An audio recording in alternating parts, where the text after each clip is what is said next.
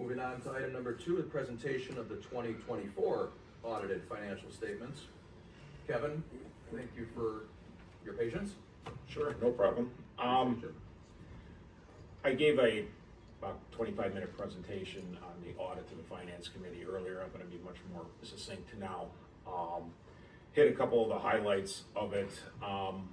Our audit opinion is our product. It's an opinion that we put on the financial statements to make sure that, you know, financial markets will look at that. When anybody looks at the audit, to have assurance of whether or not you're following generally accepted accounting principles. What you're searching for is an unmodified opinion, which is what our opinion is.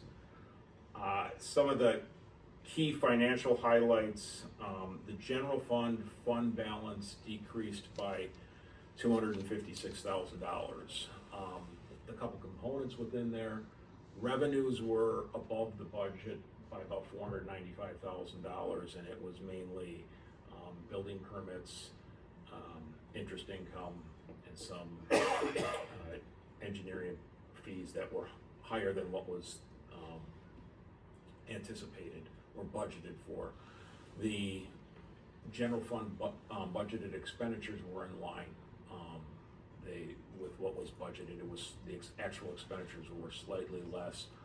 What the decrease came from was primarily transfer into the EMS fund to cover both deficit from the beginning of the year and in 24. So there was a total transfer out of $1.1 million, a little above that. So that was, I mean, in your discussions and what Zeke was alluding to, where when we had discussions at finance was, you know, that's the area in which, you know, you want to get under control. So,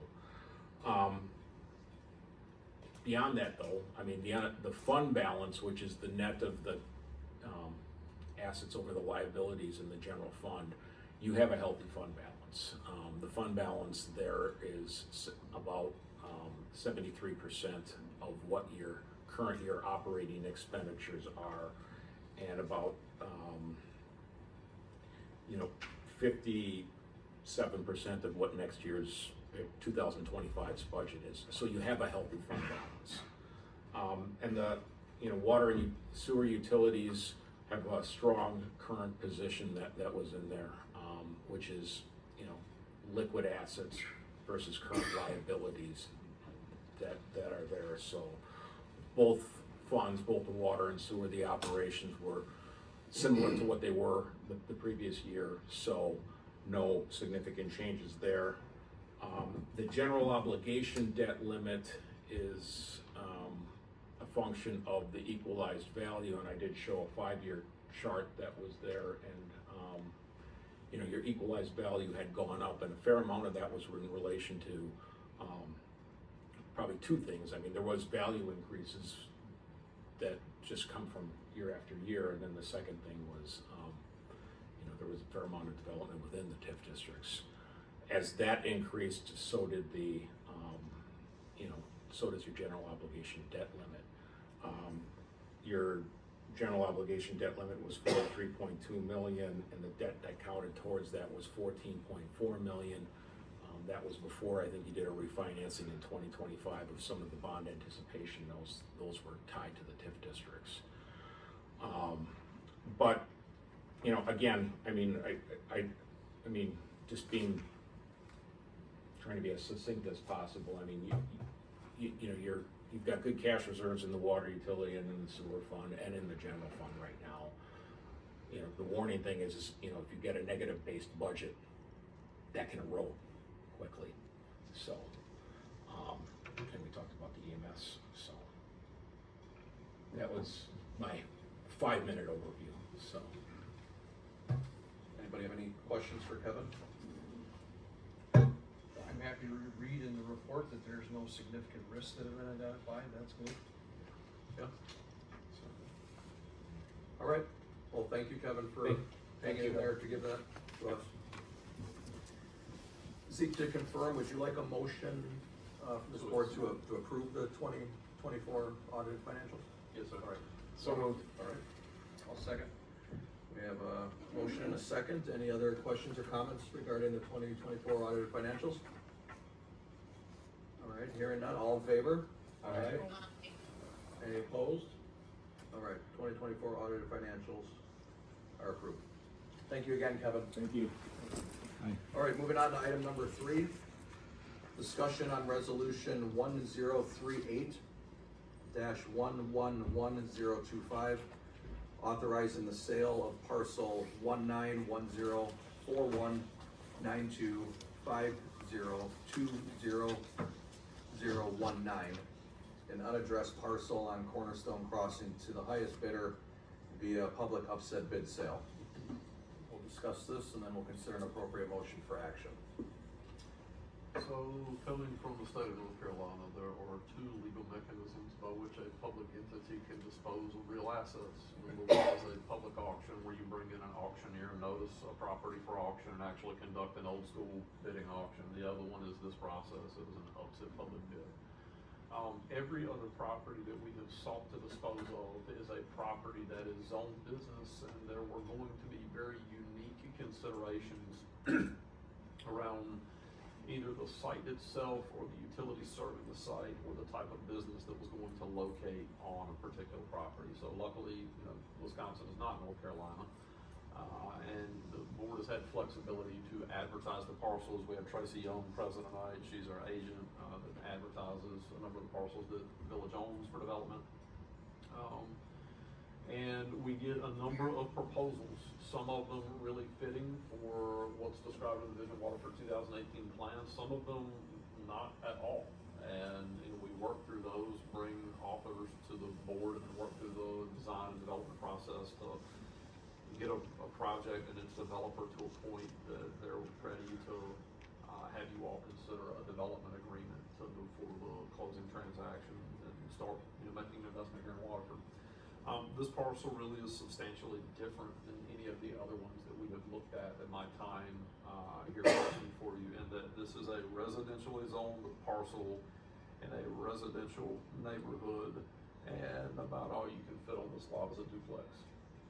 So rather than go out, one of the mission of the village board of trustees to deliver open and accessible governance to the village of Waterford is what's written on the wall back there behind you. It's like, well, what's the best way to dispose of this property to bring in the highest dollar amount for a sale transaction to the village? Because as you just described, Bob, through the TID district, land sale for this does not go back into general fund. This was acquired through the TID. It's going to go into the TID to help pay for the TID. That's just GAAP accounting on how this has to go. So this is within TID district number 3. The debt that was issued to acquire the overall property, which is the all of the sites that were associated with the original Runsimer transaction and acquisition by the village. This is one of those sites.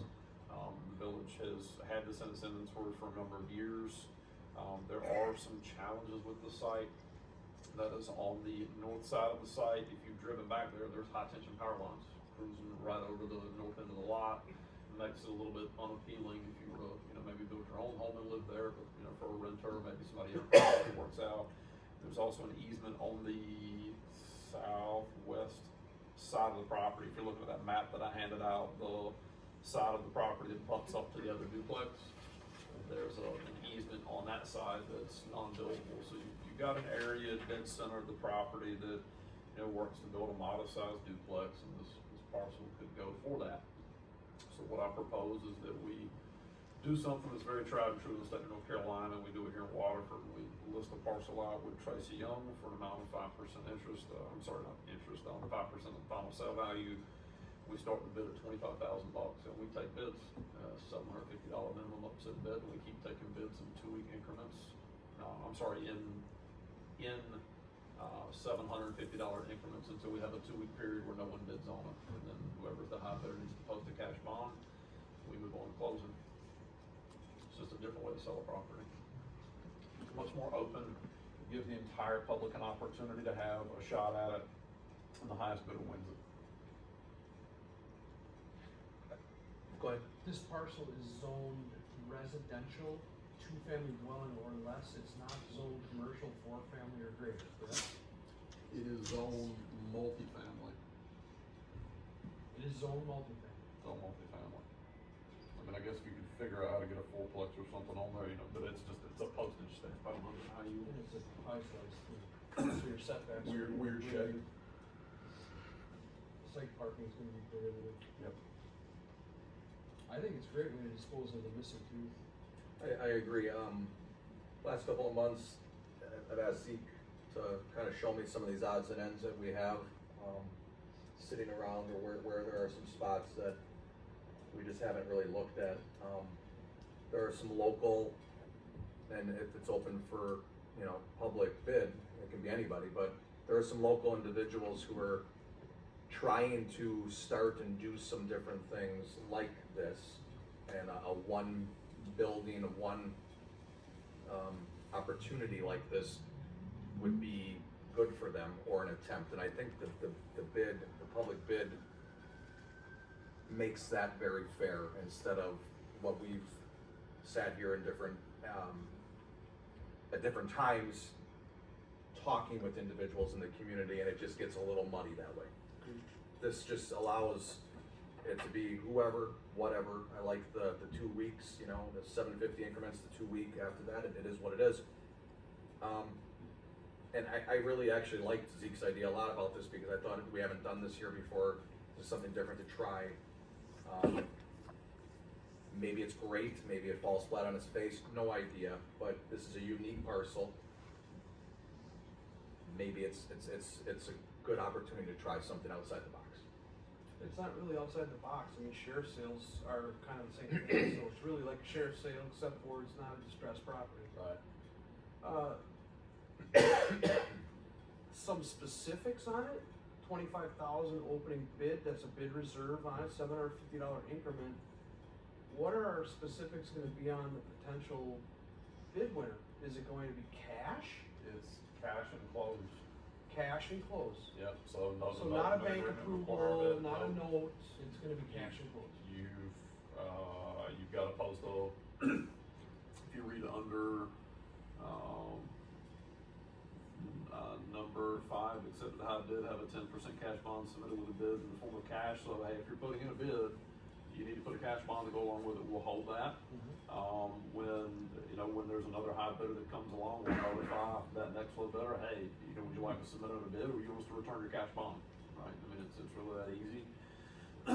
We're gonna set a closing time frame then after cash So bonds? number 6, high bidder must pay in full via cashier's check or cash in 7 business days to close the auction, so we'll notify them, pay within 7 days, this is how they do it in North Carolina. Yeah, I mean, a sheriff sale, you basically Some got good walk in money. with the money. Yep. It's also, because I hear from people about a variety of different topics, obviously, as you guys all do. This is another one that is going to then be out of the village hands on the tax roll. Right. And there will be something coming in that regard. That, again, trying to listen to the folks who say, there's importance to that, this is proof that there is. I like it. Troy? I would just like to point out in the packet on page 165, once this gets approved, it's by order of the village board, attest Don Houston president. So I don't think Is he coming back? That's an oops. Is Don coming back? It's his birthday, by the way, so. it passed and adopted on this 10th day of November 2025, so that needs to get changed. I appreciate that catch.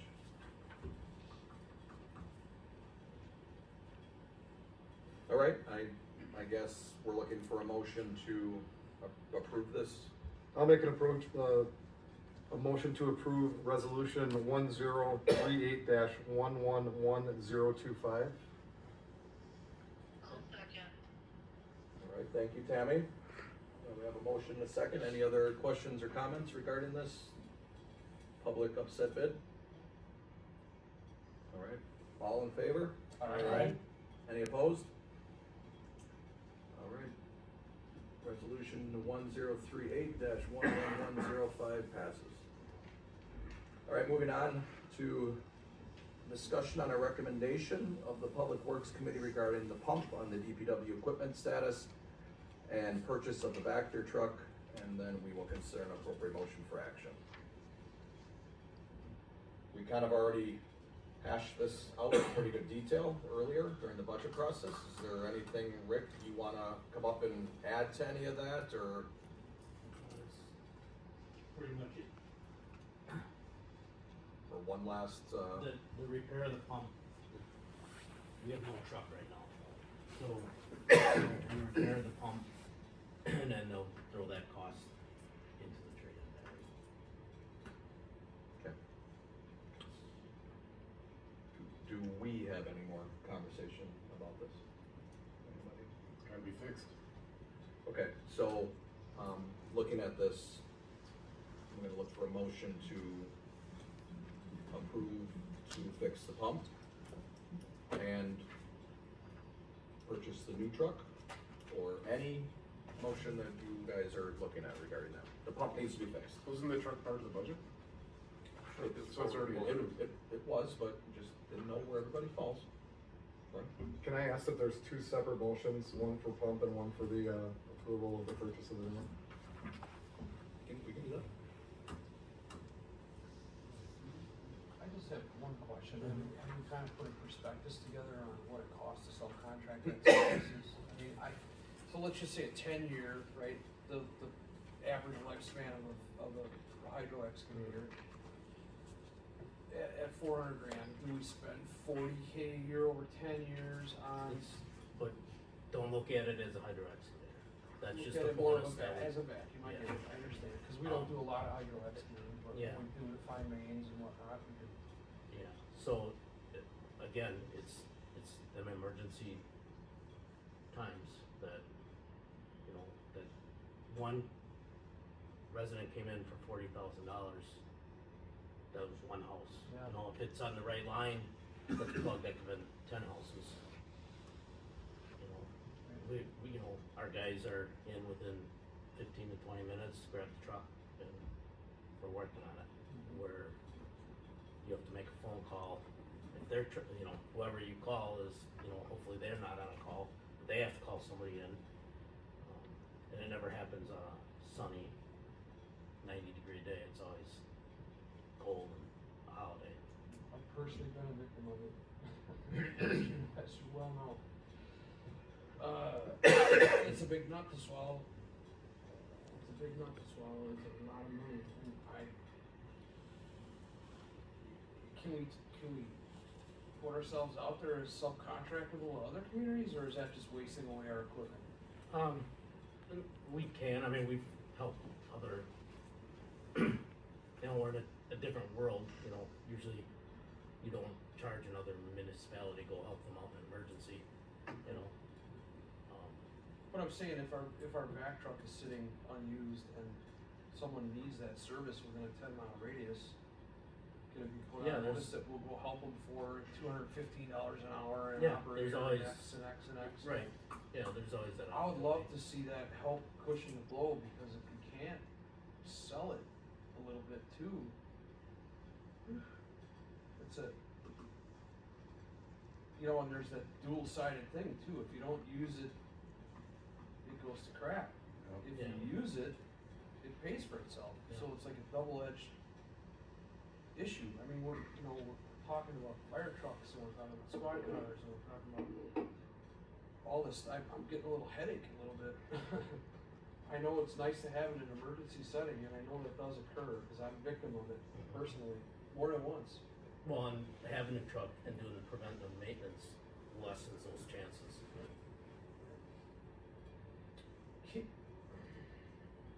I'm just gonna say it, because it feels like I wanna say it. Can we get the truck we have fixed and use it for a little bit before we end up buying the new one, and just see if it's a Well, necessary chassis will go up feature? $30,000 in 27, just the chassis, Yeah. because of the new. I know the thing's getting old and it's Yeah. been shot. Is the new one, what brand, is it a Badger, or? That's a Vector. It's a Badger? Vector. Badger Vector? Vector is the Company. company. Yeah. Yeah.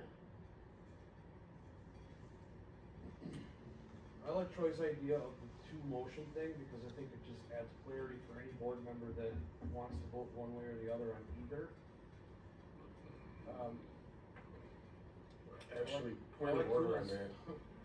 We've already voted it, I mean, Todd, this is for you. we've already voted budget, we voted for the budget, the truck's in the budget, and now we're going to do an individual vote to take it out when it's not on the agenda? You have a budget policy that says items over $25,000 of equipment purchase come back to you guys for Okay. issues, even if you're doing it on the same night. Just point of order, because we literally just voted for it. No, It's there and you can control the eligible persons. Yeah. So what didn't make the packet is the other bid that was in the DPW packet, I guess we should have probably included that. That bid, I believe, was $427, $430, for the same. High enough that we should be responsible. I have a question for Rick. Yes, sir. So, what kind of sways me a little bit is you talk about the preventive maintenance. So what's the routine on that? How often?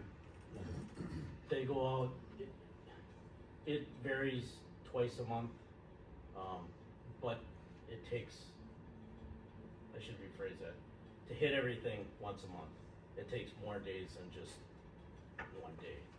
You have lift stations, you have problem areas that we've experienced, manholes that get backed up. And it's just, sometimes you'll get there and there's nothing to do. Sometimes you get there and you're there for a half hour trying to keep things moving. Because in my head, during this whole conversation, budget cycle and whatnot, it was reactive. You were reacting to a situation instead of being proactive. So if this machine's being proactive to keep problems away, I kind of sway a little bit more. Well, if I can interrupt, you gotta factor that the good majority of our underground infrastructure in this village was installed when JFK was in office. So we have problems galore. And I've seen our vac truck out being used quite a bit over the years, a little less than lately than it had been. We fixed a lot, Main Street. We put some infrastructure in. I mean, critical excavations are necessary with that tool because you wanna wet excavate the area so as not to bring in a static backhoe and hit some critical line that you can't see. Gas mains very in depth because when they bore in gas lines, those things aren't exactly perfect and you can't just mark the depth with a meter and find it exactly, so wet excavation is critical. Last week we dug a service around 3 fiber opters and a gas line. We didn't have our truck, so we had to bring in a contractor. What was the tape total on that cost? 25K for a day? It was $10,000 for the day. So, I mean, if you start thinking about the subcontract costs, for every single time we need to do that, it could add up to more than a truck in a 10-year span. This truck's got a 10-year perfect lifespan. After that, it starts to go downhill exponentially.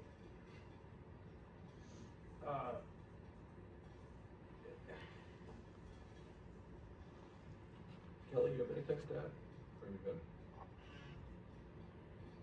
Not to put you on the spot, I'm just trying to go through everybody before I add No. my 2 cents. No, I'm good. I love the idea of seeing if there's opportunities to, work with other communities if we purchase the equipment. I think it's important. All I have. You gotta supply an operator with that too, so you're taking a guy at DPW's Yeah. daily work tasks, but, I mean, if an opportunity does present itself, I would love to see us say, oh, okay, great, we'll come and help, and we're X amount per hour, plus an operator, plus the package, and maybe we can cushion the blow though. Yes, Steve? I'll offer a thought, this is coming from Hurricane Alley, and we deal with this quite frequently down south, which is FEMA has a rate card for literally every imaginable piece of equipment out there, whether you're talking about a pole saw, chainsaw, fire truck, police car, Vector truck, based on sizes. So, if we wanna have that truck roll out with an operator, it has a wage rate and cost and benefits associated with that particular piece of equipment. Also, just specify that you're gonna charge that year's FEMA rate sheet, for any community that needs to access that piece of equipment. It gives you a cost recovery method that the federal government's gonna evaluate year to year for depreciation and inflation. What if a private person calls in and uses it, and we're gonna, is that kinda crossing over the line, or is that optional? You have other private companies in the area that do that. I know, I get it, probably be less in the end, you know, ultimately, I've used services from vac trucks a lot. It's just it's a big ticket.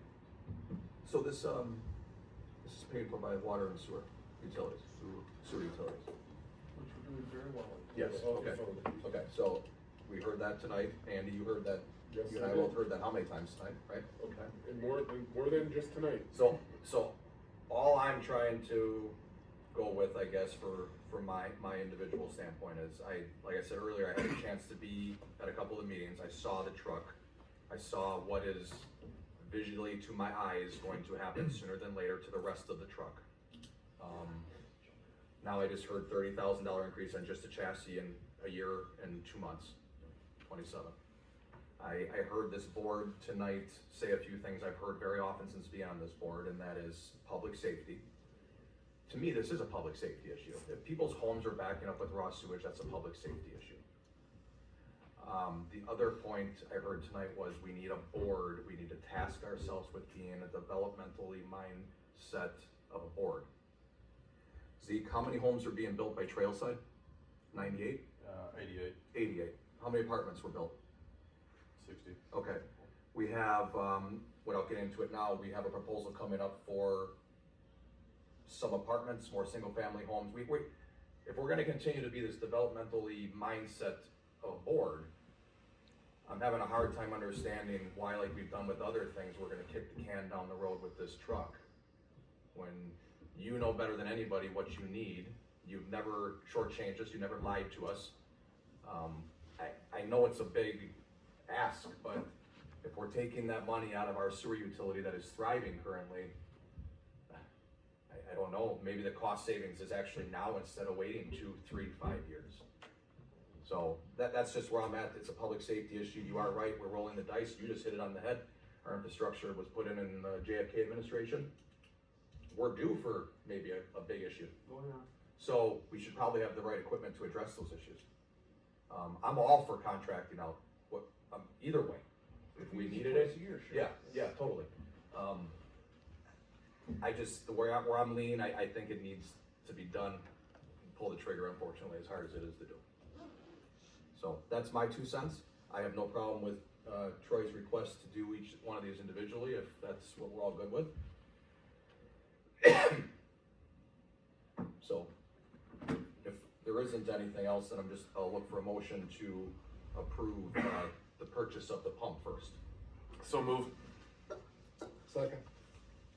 All right, we have a motion and a second. Any last conversation on the pump purchase alone? Do you need the vacuum now too? Not currently. They've evaluated the truck, and then they got as far as the pump, and it blew up. Gotcha. Okay. So, just a reminder, this is worst case scenario. If it's less expensive to rebuild it, it makes more sense to rebuild it, the cost will come down. Yeah, while we're in discussion, do you see a need to rebuild it so it's more valuable for the trade-in against the new vehicle? Or should we just No, trade it in where it's at? This was worst case scenario. They just ordered a pump for another, customer, and they don't know why yet, but they're having a problem getting, usually they have them sitting on the shelf and they just, 2 days they're there. They're having a hard time getting the pumps right now, so we're suggesting we go through the process of tearing it apart to see what it is. It could be just gaskets and just rebuild, and it's $15,000. We don't know yet. They're waiting to hear from us before they do any more on the truck, which direction to go. I guess okay, so if we requisition a new truck, We're rebuilding it so we have one to use between now and we can take delivery of the new It'll truck. take a while. It'll be, they're probably into August or September right now. oh, jeez, Yeah, well, then it's worth it to fix. and we've got break season coming up here Yeah, with we got I missed that rain part. season. I just thought we were gonna rebuild it to make it more valuable, No, but we're gonna no. use it in the interim. Okay. Yeah. All right. Any other discussion on the pump? Rachel, could I have roll call votes on each of these, please? For this one, yeah, I mean, you didn't make a motion on the other one yet, but Nash, I apologize for that. Nash, Paul now. Aye. Jaskey, Aye. McReynolds, Aye. Dunham, Aye. Ewer. Aye. All right. purchase of the pump replacement has passed. I'm looking for a motion to purchase a new Vector truck. So moved. Second. All right, we have a first and a second. Any other discussion on the purchase of a new Vector truck? All right, hearing none, Rachel, roll call please. Nash, Aye. Paulno. Aye. Jaskey, Aye. McReynolds, Nay. Dunham, Aye. Ewart. Aye. All right, purchase of a new Vector truck is approved. Thank you. Thank you, Rick.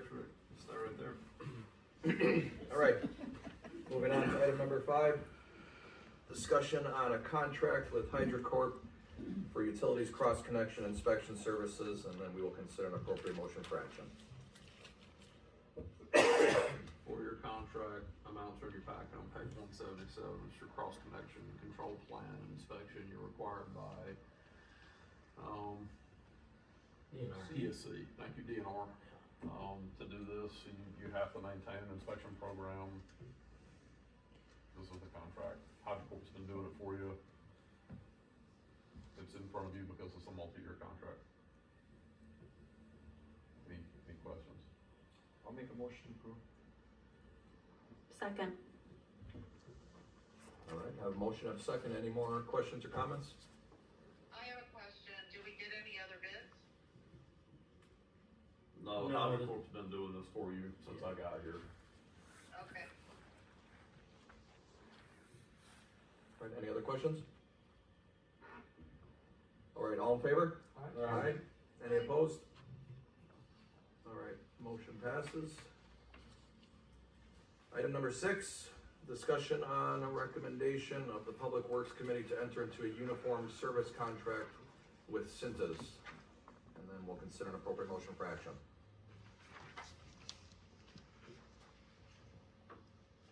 Okay, this item is in front of you because it's, contract for services, so it was reviewed by the DPW committee, located on page 183 of the packet.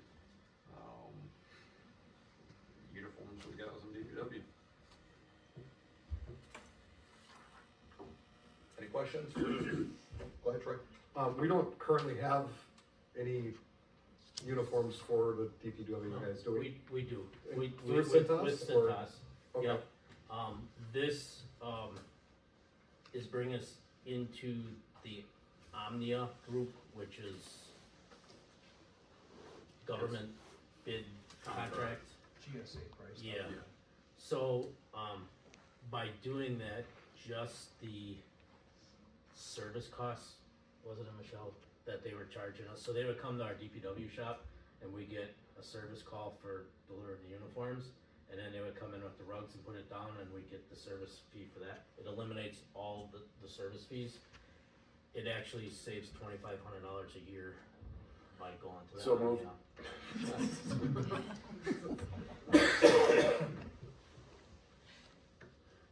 All right. That's all I need I to hear. guess we have a motion from trustee Ewart. Do I hear a second? Second. All right. I have a second. Any other conversation or questions? All right, all in favor? Aye. Any opposed? All right, motion carries.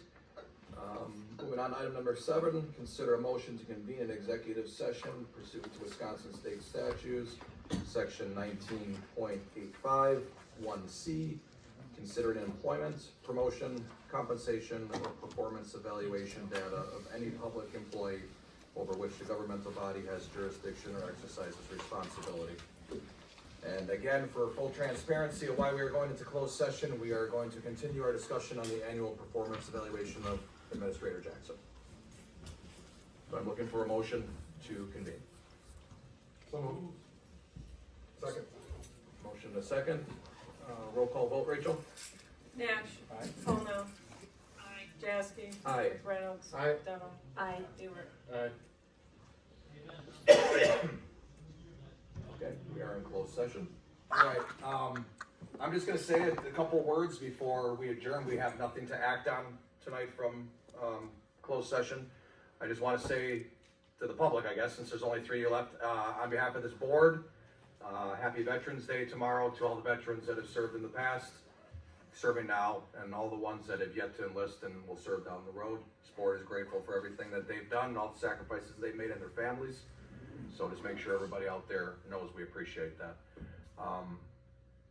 With that being said, I'm looking for a motion to adjourn. So moved. Second. Second. Tammy, what was that? I said second. Oh, okay, sorry, thank you. We have a second. Anything else before we adjourn? All right, all in favor? Alright, you guys have a good one. Meeting adjourned.